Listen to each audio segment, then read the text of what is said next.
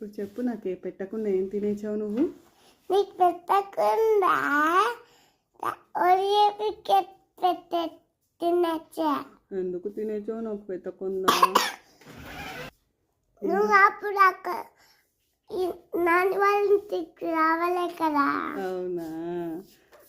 ఓహో, ఎవరు కొనిచ్చారు? నేను తినేసి అన్న ఒకటి. ఎవరు కొనిచ్చారే? పొద్దున్న లెగగానే మీ రాఘవి ఏం చెప్పింది?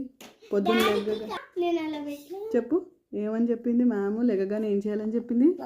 నేను లెగగానే కాళ్ళకి దండం పెట్టుకుంది. ఎవరికి?